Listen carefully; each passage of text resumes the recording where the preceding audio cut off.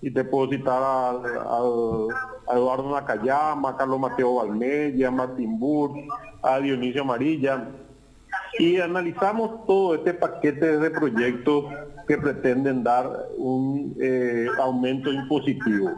Y la bancada resolvió por unanimidad no acompañar en este momento ningún aumento impositivo y comprometernos, sí, a buscar mecanismos que puedan incentivar nuevamente al sector productivo, que es el gran motor de la economía, a superar la crisis. Y evidentemente ni en Paraguay, ni siquiera en Argentina, ni en Bolivia, Brasil, Uruguay, ningún país de la región está buscando como herramienta para solucionar la crisis el aumento impositivo en ningún contexto. Porque acá lo que buscamos es, sobre todo, una vez que esta crisis sanitaria termine, evidentemente se calcula que un 40 a 50% de las empresas probablemente ya no vuelvan a abrir la puerta.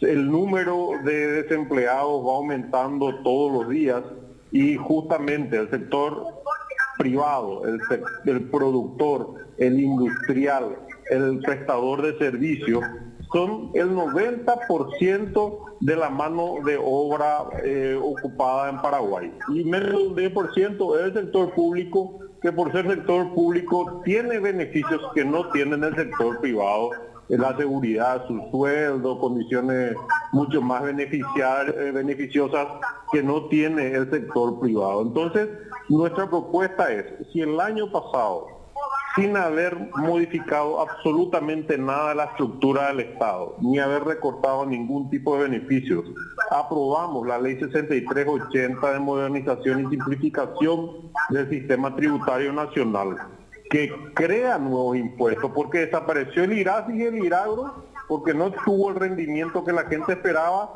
y se simplificó todo en un nuevo impuesto, que es el impuesto a la renta empresarial.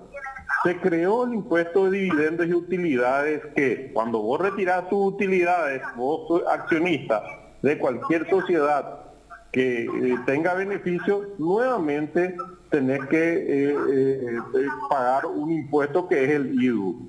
Se creó el impuesto a la renta para no residentes. Cuando vos sos extranjero y tenés inversión en el país y venís y recibís tus dividendos, cuando remesás afuera, tenés que pagar el INR. Se crearon los sistemas de simple y resimple para pequeñas y medianas empresas. Se levantaron las tasas del impuesto selectivo al consumo, entre ellos bebidas alcohólicas, azucaradas, tabaco. En tabaco, actualmente en el artículo 115 de la ley 6380, está establecido una tasa mínima del 18% y máxima del 24%. Actualmente se está cobrando 18%, o sea, está en la mínima y tiene una brecha muy importante el Estado, el Ministerio de Hacienda, si en caso de considerar oportuno puede accionar, no necesita ninguna ley, y aumentar solamente por decreto las tasas impositivas del sector tabaco. ¿Y por qué no apoyamos ningún aumento de impuestos en este momento en ningún área? Las exportaciones, y es una realidad, de los productos nacionales se redujeron en forma muy importante por la situación de esta crisis sanitaria y económica que está viviendo el Estado. Y se nota eso en las recaudaciones y en el ingreso de divisas que normalmente deberían ingresar al Estado. Hay una merma importante. En las importaciones de bienes, desde materia prima para la producción hasta productos terminados, todos los meses los porcentajes de importación se van reduciendo. El transporte, nuestro transporte de productos, somos un país mediterráneo y eso siempre, por la calidad de país mediterráneo, significa un coste adicional en todo lo que es logística. Y actualmente no solamente tenemos este coste adicional, sino que tenemos los ríos ya prácticamente no navegables, lo que encarece en forma excesiva los productos que de alguna forma podemos sacar afuera o tratar de meter adentro. El cierre de la frontera es una realidad y es una realidad que nos va a acompañar seguramente en lo que va de este año. que dificultan demasiado el comercio fronterizo. Y eso es algo que ustedes lo viven a diario en la zona de Encarnación, por ejemplo, con el no ingreso de turistas que por lo general entran a comprar o viceversa. Y eso también afecta a las zonas francas y maquiladoras que prácticamente están paradas por las dificultades del ingreso de materia prima en primer lugar y por a dónde exportan sus productos, que son las grandes industrias de la región, que prácticamente en el 90% están con la producción al mínimo. Los productos del agro, ustedes saben bien los costos, tanto de la ganadería como de la agricultura, han tenido una merma de entre 20 a 30% que afecta en sobremanera al productor agrícola. Y no entramos ni a hablar a lo que es todo lo que se refiere al sector de servicios. Es que es el sector que da mano de obra más del 64% de la ocupación activa, ¿verdad? Que ahí tenemos restaurantes, hoteles, servicios personales, servicios sociales, comunitarios, trabajadores, profesionales independientes, que no están recibiendo porque la gente, el empleado, el que recibe ingresos actualmente, mezquina sus ingresos y trata de gastar solamente en lo imprescindible, que sería alimento y salud. Entonces, en estas condiciones en las que la economía nacional está pasando, consideramos que sería un despropósito tratar cualquier tipo de aumento de impuestos, y lo que sí tenemos que hacer es abocarnos a nuestro gran compromiso, que es la reestructuración del Estado, a reducir los beneficios que están teniendo hoy sectores beneficiados del sector público, llámese binacionales, llámese diferentes ministerios, a los efectos de poder redireccionar esos ahorros que se puedan hacer a los sectores que se necesitan hoy, que son salud, educación y seguridad. Y con esta reforma al Estado, cuando la gente, el aportante, el que paga su impuesto, vea realmente que el Estado se convierta en una herramienta eficiente, inmediata, de solución de los problemas, y sin un costo, sin una sobrecarga de beneficios, entonces sí, con una economía mejorada podríamos sentarnos todos los actores juntos y analizar de qué forma vemos para superar los costos que va a producir esta pandemia. Senador, el rechazo evidentemente tiene ese sustento que usted habla, no tiene que ver con un choque de modelos en donde aquellos que pregonan simplemente la recaudación como modelo para recuperar o sostener el Estado. Hay que apuntar a diferentes reformas. Hay que, claro, y dentro de eso está el proyecto de la Comisión de Reforma, ¿verdad? Que tiene varias etapas, entre ellas se está trabajando ahora en la etapa 1, que es el servicio civil, o sea, las condiciones de ingreso, ascenso y retiro de los funcionarios públicos. Posteriormente vamos a pasar a la prestación de servicios, y analizando caso por caso vamos a terminar viendo si hay instancias en las cuales se necesita, para mejorar el servicio, reducir el tamaño del Estado, se necesita solamente un decreto del presidente o se necesita una ley, y en algunos casos, como evidentemente se va a dar en algún momento, tenemos que estudiar la posibilidad de hacer reformas constitucionales o el instrumento de la reforma constitucional de artículo determinado, o se puede usar la figura de la enmienda constitucional para ir redireccionando lo que no esté funcionando bien.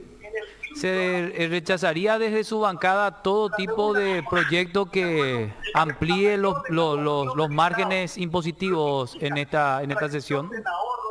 En esta sesión hemos resuelto no apoyar ningún proyecto que sea de aumento impositivo hasta tanto termine esta crisis sanitaria y veamos en qué condiciones queda la economía para poder sentarnos todos juntos, no solamente los legisladores o los administradores del Poder Ejecutivo, sino también las partes interesadas, quienes son los que pagan sus impuestos, la producción, los industriales, los sectores trabajadores, a fin de ponernos todos juntos a analizar una herramienta que permita al país redireccionarse nuevamente hacia una estabilidad económica, que es lo que en números macros se venía teniendo en los últimos años.